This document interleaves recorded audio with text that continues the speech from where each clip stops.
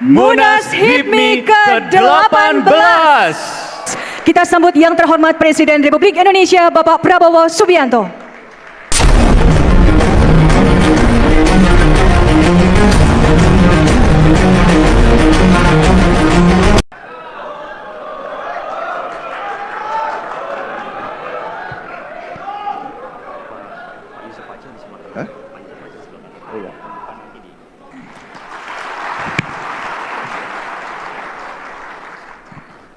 Kopi harus siap dulu. Bismillahirrahmanirrahim. Assalamualaikum warahmatullahi wabarakatuh. Selamat siang. Salam sejahtera bagi kita sekalian. Shalom, salve, om swastiastu, namo buddhaya, salam kebajikan. Yang saya hormati Ketua Majelis Permusyawaratan Rakyat Republik Indonesia beserta para wakil ketua MPR yang hadir, Ketua MPR RI Saudara Ahmad Muzani, Ketua Dewan Perwakilan Daerah RI Saudara Sultan Bakhtiar Najamuddin beserta para wakil ketua DPD RI yang hadir, para anggota DPR RI yang hadir, Ketua Umum Badan Pengurus Pusat HIPMI Saudara Akbar Himawan Bukhori beserta seluruh pengurus pusat pimpinan daerah HIPMI seluruh Indonesia yang saya banggakan, para senior HIPMI yang hadir, penggagas, pendiri dan ketua umum HIPMI tahun 1972-1973 Saudara Abdul Latif yang saya hormati, ketua umum HIPMI 1986-1989 Saudara Syarif Cicip Sutarjo, ketua umum HIPMI 1995-1998 Saudara Bambang Wiyogo, ketua umum HIPMI 2008-2011 Saudara Erwin Aksa, ketua umum HIPMI 2011-2015 Saudara Raja Sabta Oktohari, para calon ketua umum HIPMI sesuai nomor urut 1 Saudara Reynaldo Brian, nomor urut 2 Saudara Ade Jona Prasetyo, nomor urut 3 Saudara Afi Kala, nomor urut 4 Saudara Anthony Leong, para menteri anggota Kabinet Merah Putih yang hadir tadi, Menteri ESDM Saudara Bahlil Lahadalia juga adalah Ketua Dewan Kehormatan BPP HIPMI dan mantan Ketua Umum HIPMI. Hadir Menteri Sekretaris Negara Saudara Prasetyo Hadi, Menteri Luar Negeri Saudara Sugiono, Menteri Perumahan dan Kawasan Pemukiman Saudara Marwar Sirait, Menteri Kesehatan Saudara Budi Gunadi Sadikin, Wakil Menteri Investasi dan Hilirisasi Saudara Todotua Pasaribu, Sekretaris Kabinet RI Saudara Teddy Indra Wijaya, Gubernur Provinsi Lampung Saudara Rahmat Mirzani Josal, para bupati dan wali kota yang hadir,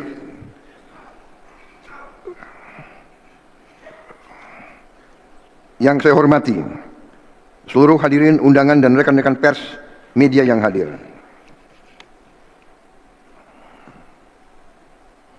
Tadi saya sebut Gubernur Lampung, tapi ada banyak tokoh-tokoh daerah yang hadir. Wakil Gubernur Lampung Saudari Jihan Nurlela, Ketua DPRD Provinsi Lampung Saudara Ahmad Giri Akbar,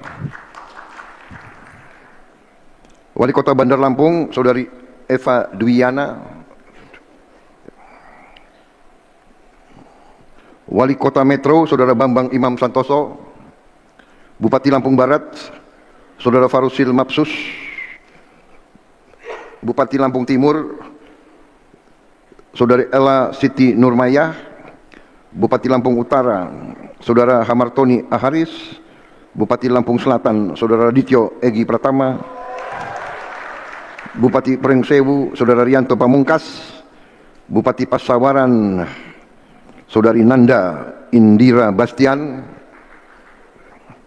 Bupati Tanggamus Saudara Muhammad Saleh Asnawi, Wakil Bupati Mesuji Saudara Yugi Wicaksono,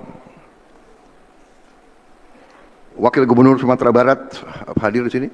Oh, hadir juga. Ketua DPRD Banjarmasin Saudara Rikfal Fakhruri.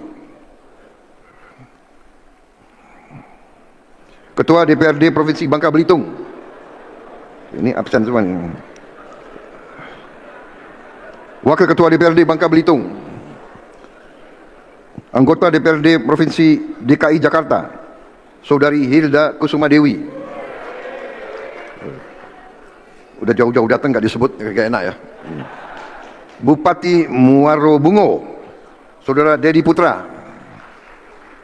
Bupati Muaro Jambi, Dr. Bambang Bayu Suseno. Wakil Wali Kota Jambi, Saudara Diza Hazra Aljosa. Wakil Wali Kota Sarulangun, Saudara Jerry Trisat Wika. Wakil Bupati Aceh Barat, Wakil Wali Kota Langsa, Saudara Muhammad Haikal. Saudara-saudara sekalian, ini banyak sekali ya.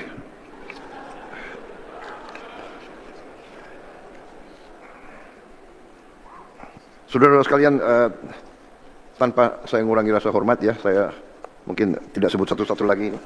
Habis hampir semua sudah saya sebut tadi.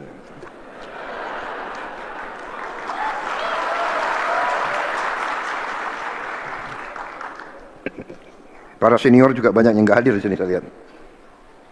Karena saya kebetulan juga kenal dengan tokoh-tokoh HIPMI, karena mereka banyak yang saya kenal dari lama.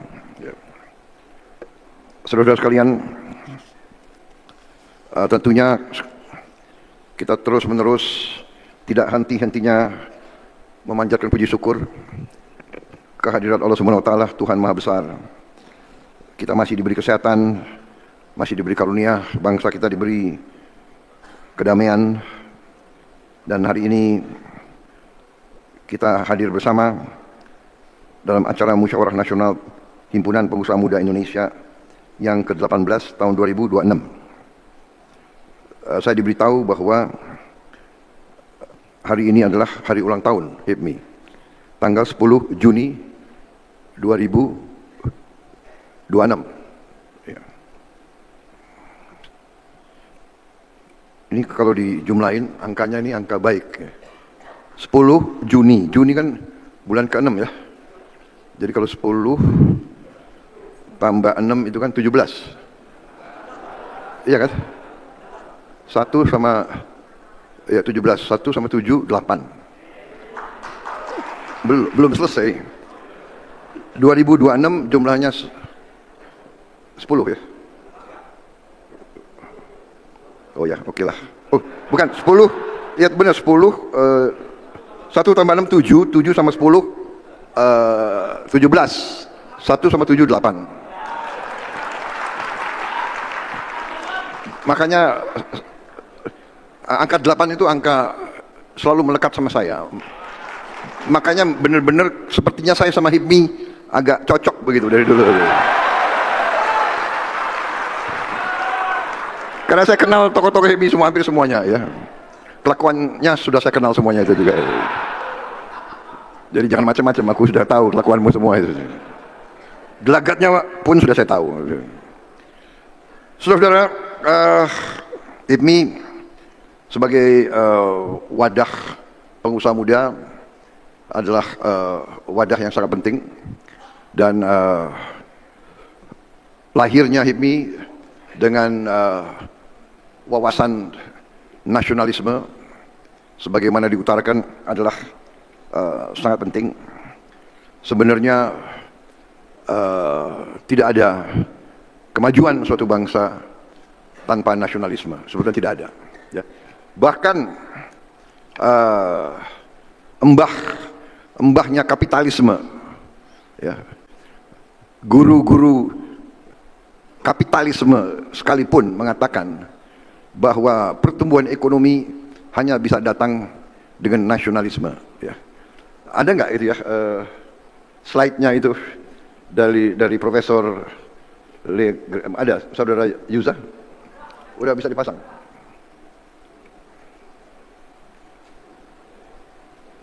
Ya. Kalau dibaca ya, Ini dari bukunya Profesor Leah Grenfell, The Spirit of Capitalism. Today it is claimed we live in the period of late capitalism and possibly in the post-industrial society. Yet, nationalism is not gone, nor does it show any signs of being gone soon. Nationalism first appeared in England, becoming the preponderant vision of society there. The sustained growth characteristic of modern economy is not self-sustained. Growth is stimulated and sustained by nationalism. Ya, kan HIPMI pintar bahasa Inggris semua ya. Baik, saya terjemahkan sedikit. Saya yang bagian kedua aja lah, yang paling penting. Ya, nationalism yang saya ambil yang kalimat terakhir. The sustained growth characteristic of modern economy. Ya. Jadi karakteristik sifat dari ekonomi modern is not self-sustained. Tidak maju, tidak berkembang dengan sendirinya. Growth, pertumbuhan distimulasi dan dipertahankan oleh nasionalisme. Ini adalah guru kapitalisme. Jadi saudara-saudara, Jepang maju, Amerika maju, Eropa Barat maju, Tiongkok bangkit sekarang karena nasionalisme.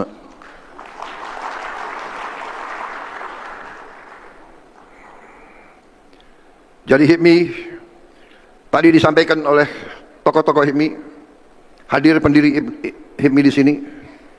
Salah satu saya juga kenal, Pak Siswono. Nafas lahirnya adalah nasionalisme. Tapi saudara-saudara, marilah kita bertanya kepada diri kita sendiri. Apa benar-benar sistem ekonomi kita sudah berdasarkan nasionalisme? Marilah kita tanya kepada diri kita sendiri. Marilah kita lihat dengan mata dan hati yang terbuka. Dan kalau kita lihat dengan mata dan hati yang terbuka, kita akan sadar bahwa sistem ekonomi yang dijalankan sekarang ini penuh dengan tantangan-tantangan, penuh dengan pertanyaan-pertanyaan. Jadi saudara-saudara,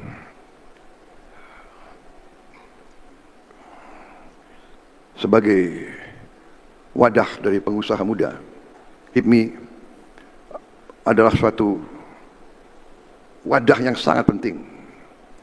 Karena wadah ini, sebagaimana tadi disampaikan, melahirkan pemimpin masyarakat, ya, pemimpin ekonomi.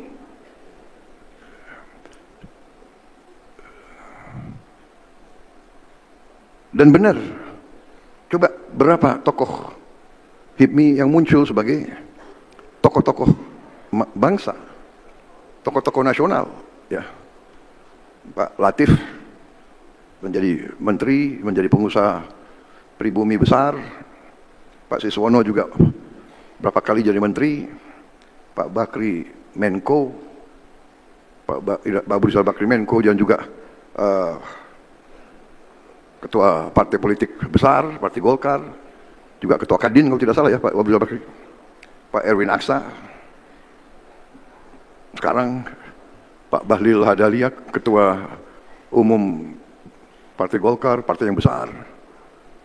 Beliau juga Menteri ESDM. Ya. Jadi saudara, demikian besar peran daripada HIPMI.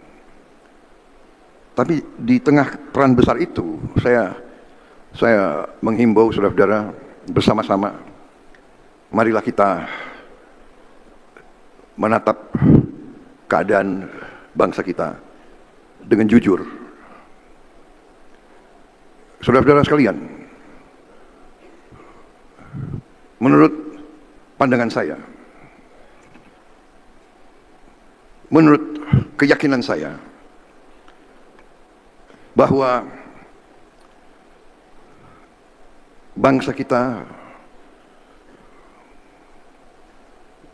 telah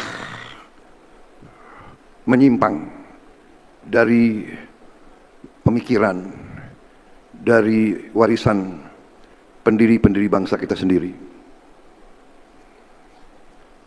Pendiri-pendiri bangsa kita telah mewarisi kepada kita, menurut kepada kita, hal-hal yang luar biasa, yang saya katakan kecemerlangan. Kecemerlangan. Yang pertama tentunya Sumpah Pemuda. Ya. Satu nusa, satu bangsa, satu bahasa. Satu bahasa mempersatukan kita. Dan bahasa yang dipilih bukan bahasa mayoritas. Bahasa suku yang minoritas. Diambil jadi bahasa kebangsaan. Dan mampu mempersatukan. Kecemerlangan selanjutnya adalah Pancasila. Pancasila yang telah mempersatukan. Ini saya kira sudahlah kita ya. Kita terima, dan anak-anak muda sekarang menerima seolah-olah ya apa ya, itu biasa. Tapi saudara-saudara, lihatlah dunia sekarang. Lihatlah dunia hari ini. Perang di mana-mana. Perang di Eropa. Di tempat lahirnya demokrasi, perang. Sama-sama. Mereka itu ras yang sama. Bedanya apa? Ukraina sama Rusia. Hampir sama bahasanya, hampir sama agamanya. Perang. Perangnya luar biasa. Hitungannya kira-kira tiap bulan belasan ribu yang mati. Tiap bulan. Belum lagi Gaza, belum lagi Palestina, Suria, Irak, Libya, Sudan, Yaman, Somalia, Pakistan perang. Ya. Tetangga kita Kamboja perang sama Thailand. Myanmar perang. Jadi janganlah kita menganggap apa yang kita miliki sekarang adalah biasa-biasa saja. Di tengah itu semua, kita juga harus mengakui bahwa apa yang diberikan oleh pendiri bangsa kita, selain Pancasila, adalah Undang-Undang Dasar 1945, itu pun kita tinggalkan.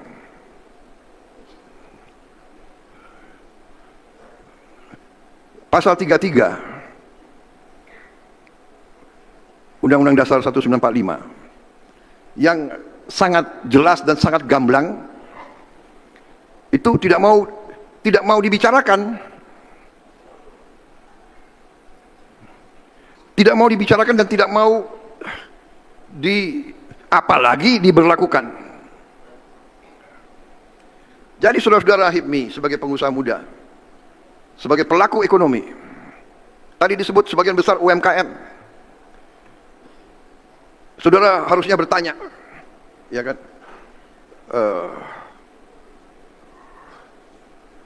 Saudara sering dengar negara kita begitu kaya, tapi kita lihat banyak rakyat kita yang hidupnya sangat-sangat susah. Masalahnya adalah, menurut keyakinan saya, bahwa kita telah meninggalkan sendi-sendi yang paling penting, yaitu sendi rancang bangun bangsa. Bagaimana kita mau mendirikan gedung tanpa suatu blueprint, tanpa suatu gambar teknis. Kalau kita menyimpang dari blueprint, dari cetak biru, kita menyimpang, gedung itu runtuh. Kita sudah diberi rancang bangun, blueprint, tapi kita pura-pura bahwa itu tidak penting. Perekonomian disusun sebagai usaha bersama, berdasar atas azas kekeluargaan. Ini lip service.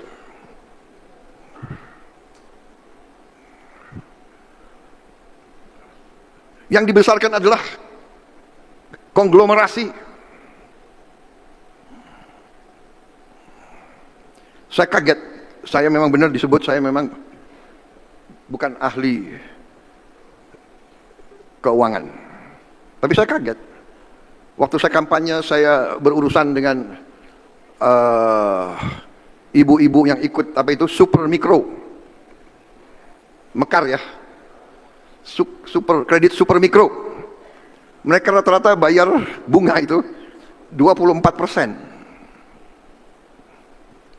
Bagaimana? Saudara pengusaha besar pinjam uang dari bank himbara, bank milik pemerintah, bunganya 9%, 10%. Bagaimana orang miskin bayar bunga lebih tinggi daripada pengusaha besar?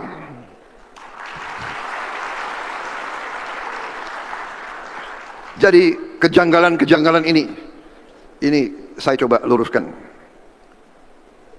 Saya sangat yakin kita laksanakan pasal 33 tentunya dengan arif, dengan bijaksana, tapi kita laksanakan. Saya yakin Indonesia akan bangkit dengan cepat, kita akan bangkit.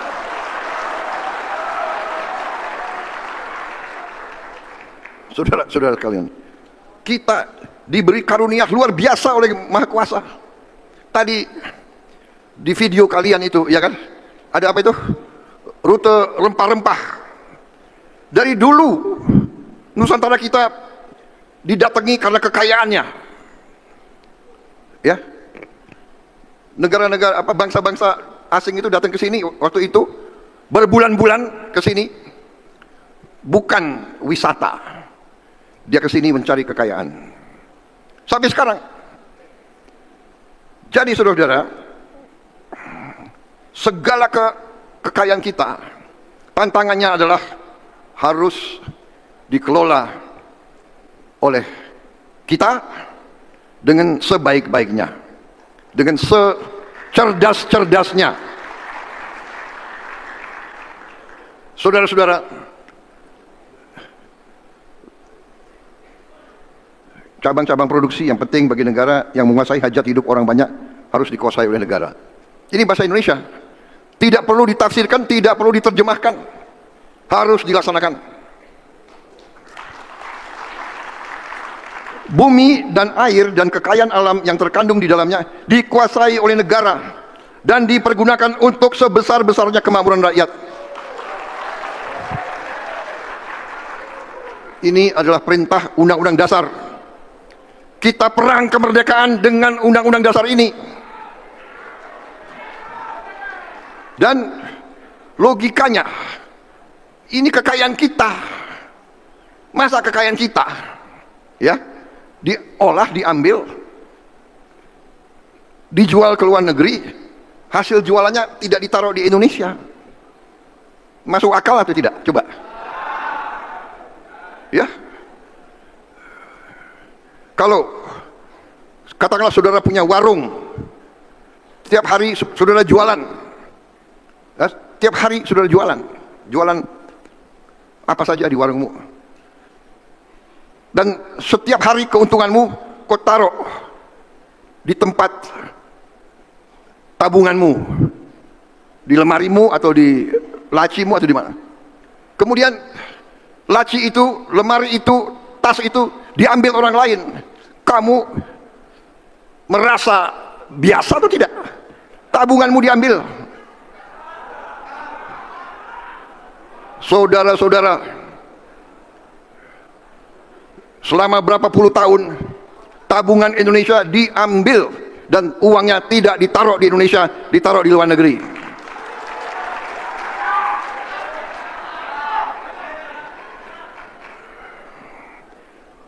Dan kita kadang sekarang, iya kan? Saudara-saudara, saya tadi dikatakan berapa kali maju jadi presiden. Untuk jadi presiden tadi disebut 3 kali kalah. Salah, 4 kali kalah. Iya. Saya usaha jadi presiden dari 2004 konvensi Golkar, ya kan?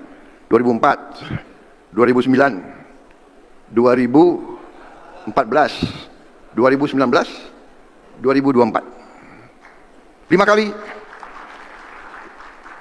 4 kali kalah. 4 kali kalah. Orang bingung. Sudah 4 kali kalah, masih mau maju lagi.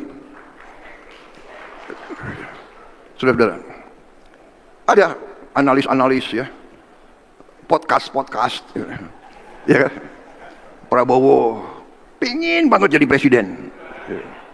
Sampai sekian kali, saudara-saudara, kenapa saya ingin jadi presiden? Saya ingin jadi presiden karena saya sudah lihat dari tahun 90-an Indonesia menuju arah yang salah. Saya sudah melihat.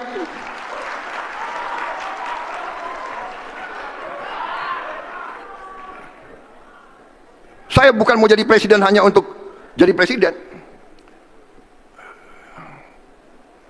Lo kira enak? Iya kah? Karena kadang-kadang masyarakat, elit kita ini elit yang memang kejam. Elit kita ini ya, tapi hampir semua elit bangsa-bangsa seperti kita ribut terus. Sukanya elitnya suka ribut, rakyat tidak. Rakyat paling ngerti. Rakyat ngerti bahwa untuk dapat hidup yang baik harus ada kerukunan, harus ada apa? Harus ada paguyupan, harus ada kerjasama, harus ada saling mengisi, bukan saling menghantam. Tapi elit semakin pintar. Jadi ada presiden kayak Pak Jokowi yang jarang keluar negeri, disalahkan, ya kan? Jokowi nggak boleh keluar negeri. Jokowi tidak peduli politik luar negeri. Saya sering keluar negeri. Prabowo sering keluar negeri. Aneh gitu. Sebetulnya nggak ada masalah gitu, benar nggak? Situasi mungkin berubah. Sekarang dinamikanya geopolitik begitu kacau. Kita tidak tahu kawan siapa, lawan siapa. Kita beruntung, saya beruntung. Presiden Indonesia menerima warisan dari pendiri-pendiri bangsa kita, bahwa politik luar negeri Indonesia adalah politik non-aligned, politik non-blok. Kita bersahabat sama semua negara, kita bersahabat sama semua kekuatan. Kita tidak mau terlibat dengan fakta-fakta militer siapapun. Karena itu begitu saya menerima mandat sebagai presiden, saya langsung gariskan politik luar negeri kita, meneruskan politik non-aligned, politik non-blok, politik bebas aktif. 1000 kawan terlalu sedikit, 1 lawan terlalu banyak. Ini adalah garis yang saya tempuh. Sekarang saya baik sama Presiden Putin, baik saya. Tapi saya baik juga sama Presiden Trump. Di sini saya disalahkan, di situ saya disalahkan. Tapi nggak ada masalah. Saudara-saudara, noise selalu ada. Yang penting kita yakin garis kita di mana.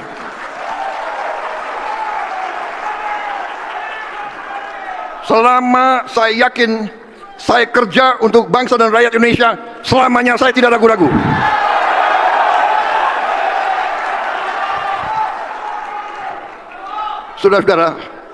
Saudara-saudara, kadang-kadang kita sebagai negara yang disukai oleh banyak negara, Indonesia sekarang disukai, Indonesia dicari, karena Indonesia dikenal tidak mau punya musuh. Nah sekarang saya tanya kepada saudara, ya, karena ada yang sok lebih pintar dari segala-galanya. Sudah, bayangkan saya sebagai Presiden Indonesia, saya dipilih oleh rakyat untuk menjaga rakyat Indonesia. Sekarang kalau ada negara superpower, ya katakanlah Presiden Trump, mengundang saya ke Amerika, berani saya nggak datang. Kalau Presiden Amerika Serikat ngundang Presiden Indonesia dan Presiden Indonesia yang hadir, coba aja. Jadi saudara-saudara, sudah Presiden Amerika undang, Presiden Rusia undang juga. Gue nongol di Washington, gue nggak nongol di Moskow. Nggak bisa, saudara-saudara. Habis itu diundang lagi oleh Presiden Xi Jinping. Ya gue hadir, benar nggak? Diundang lagi oleh India. India 1,4 miliar orang. Pasarnya besar. Teknologinya hebat.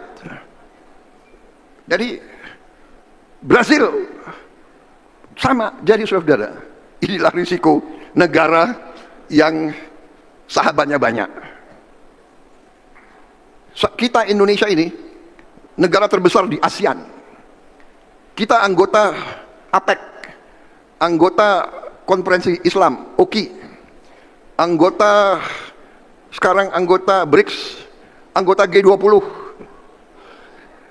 Kita kalau diundang kita nggak hadir. Jadi ini saya mau cerita sama saudara-saudara. Untuk membela kepentingan rakyat, memang kita harus memelihara hubungan baik dengan semua pemerintah itu. Makanya saya katakan, politik Indonesia adalah politik tetangga yang baik. Kita ingin menjadi tetangga yang baik kepada semua negara sekitar kita dan negara yang lain di dunia, saudara-saudara sekalian. Saudara-saudara, kemarin saya 3 hari ini saya menerima berapa? 18 duta besar. Hampir semuanya menyampaikan undangan dari Presiden dan Perdana Menteri masing-masing. Kami berharap Presiden Indonesia dapat berkunjung ke negara kami. Bayangkan 18 negara itu. Terbangnya udah kelengel aku. Saudara-saudara, ini saya hanya cerita. Saudara-saudara sebagai pemimpin-pemimpin muda, yang di antara saudara ya pasti akan ada yang akan muncul sebagaimana ketua-ketua umum sebelumnya. Saudara adalah wadah pemimpin. Jadi saudara harus mengerti masalah bangsa. Saya di forum ini, pada kesempatan ini, saya ingin mengingatkan saudara-saudara, setialah kepada sejarah kita sendiri. Tanpa kesetiaan kepada sejarah, tanpa cinta tanah air, kamu tadi saya sudah tayangkan embahnya kapitalisme. Tidak ada pertumbuhan tanpa nasionalisme, saudara-saudara. Dan pengusaha haruslah jadi pengusaha yang patriotik. Saudara menumpuk kekayaan. Saya kira semua ajaran, apakah agama, apakah filosofi, semua ajaran kekayaan yang kau dapatkan dengan baik, gunakanlah untuk tujuan yang baik. Gunakanlah untuk membantu orang yang belum mampu, saudara-saudara sekalian. Baru Indonesia akan bangkit. Tapi kalau saudara kaya raya, habis itu kekayaannya kau bawa lari di luar negeri dan kau tidak peduli dengan rakyat sekitarmu, ya masa depan bangsa kita tidak akan baik. Bangsa kita baik karena nilai-nilai bangsa kita. Di antara nilai-nilai bangsa kita yang harus kita jaga adalah nilai-nilai yang turun-temurun dari nenek moyang kita. Antara lain gotong royong, saling membantu. Yang kuat angkat yang lemah. Para pengusaha kunci dari kebangkitan suatu bangsa. Saudara yang akan menciptakan lapangan kerja. Karena itu pemerintah harus membuat keadaan yang baik untuk para pengusaha. Keadaan yang baik itu antara lain hukum harus kita tegakkan. Kalau kita tidak tegakkan hukum, yang terjadi adalah hukum rimba, hukum liar. Yang terjadi adalah hukum berdasarkan kekuatan. Dan di ujungnya tidak baik bagi kita semua. Ada yang mengatakan Prabowo tidak suka dan nanti akan mengusir investor-investor asing. Ternyata tidak seperti itu. Saya ketemu banyak investor-investor yang akan masuk. Tapi kita ngerti bahwa di antara kita ada yang selalu tidak suka dengan berlakunya hukum. Mereka suka keadaan yang liar.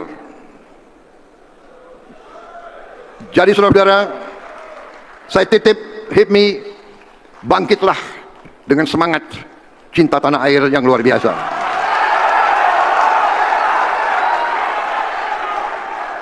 Akan ada kesulitan, pasti ada kesulitan. Sekarang tidak hanya kita yang sulit, hampir seluruh dunia yang sulit. Karena perang Teluk, ya, ada Selat Hormuz, ada Laut Merah. Tapi kita bersyukur kekuatan kita besar. Akan ada tantangan. Kita sekarang sudah swasembada pangan.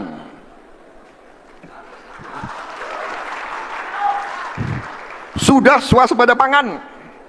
Jangan kau anggap pangan itu tidak penting. Tanpa pangan tidak ada republik manapun di dunia ini. Tidak ada negara tanpa pangan. Banyak negara sekarang dalam keadaan panik. Mereka sulit cari makan. PBB sudah warning, tahun ini akan ada kelaparan besar-besaran. Kita alhamdulillah kuat. Ini tidak bisa kita tutup mata. Saudara-saudara, kita menuju swasembada energi. Kita sedang bekerja keras. Perhitungan kita 3 tahun lagi kita benar-benar sangat kuat di bidang energi, saudara-saudara. Saudara-saudara sekalian, dan yang paling penting, kita akan melakukan industrialisasi. Industrialisasi. Kita akan melaksanakan industrialisasi melalui hilirisasi. Semua komoditas kita akan kita olah dan akan menjadi industri-industri di Indonesia.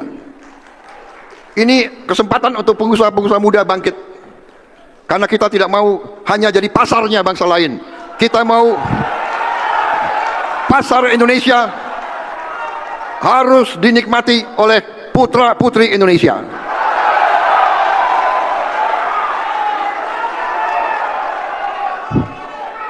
Setelah 81 tahun merdeka, kita harus punya mobil buatan Indonesia sendiri.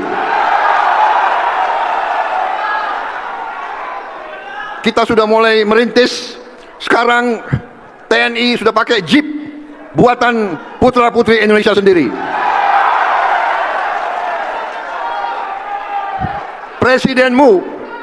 Presidenmu, saya sekarang pakai mobil buatan rakyat Indonesia sendiri.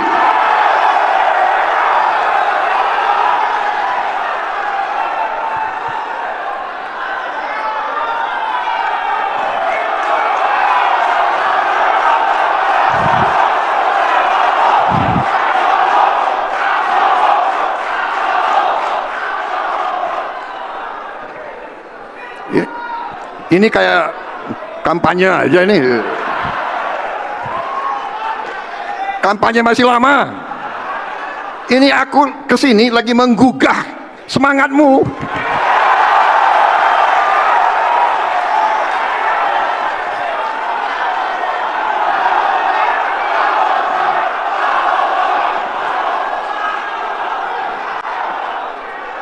Jadi saudara-saudara, berapa hari yang lalu, enggak nih, aku mau cerita nih ya. Aku mau cerita ini berapa hari yang lalu, saya dengar pembicaraan di antara anak buah saya. Mereka tanya, harga mobil ini berapa ya? Harga mobil itu berapa ya? Saya pikir, wah, aku udah nggak bisa lagi nanya-nanya seperti itu. Suka tidak suka, karena saya presiden, saya harus kasih contoh. Saya harus pakai mobil buatan anak-anak Indonesia. Jadi saya mengerti. Ini kan mobil baru 1-2 tahun kita bangun, ya kan? Ya namanya suatu yang baru, ya mungkin tidak sebagus kalau saya pakai BMW atau Mercedes, ya kan? Kalau Pak Ara pakai Mercedes mungkin ya. Aku udah nggak bisa lagi. Saya pakai Maung. Nah, satu saat saya ini suka tidur di mobil, ya. Saya suka tidur di mobil. Jadi satu saat saya lagi tidur di mobil. Tahu-tahu karena hujan keras di luar, saya tidur. Tahu-tahu tek, tek, Saya bangun, rupanya bocor. Ya namanya baru, ya kan? Ya aku kirim kembalilah ke, ini kan buatan Pindad. Aku bilang, Pindad, tolonglah bocornya dikurangi gitu loh.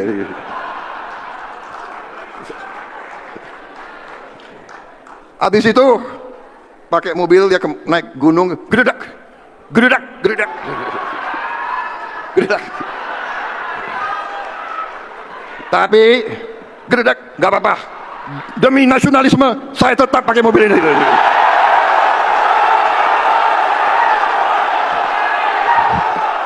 Saudara-saudara, saudara-saudara, saudara-saudara, saudara-saudara, saudara harus ingat orang tuamu.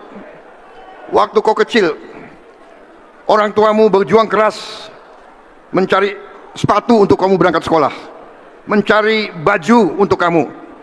Mungkin temanmu sepatunya lebih bagus, tapi ini sepatu dari orang tuamu. Mau bagus, mau bocor, mau gredek-gredek, mobil itu buatan anak-anak Indonesia, berarti dari ibu kita, Ibu Pertiwi, saudara-saudara. Ya sudah.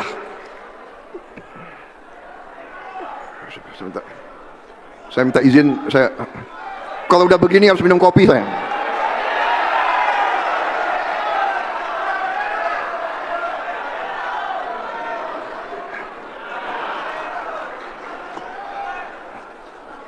Kalau udah begini bisa 2 jam lagi saya bicara.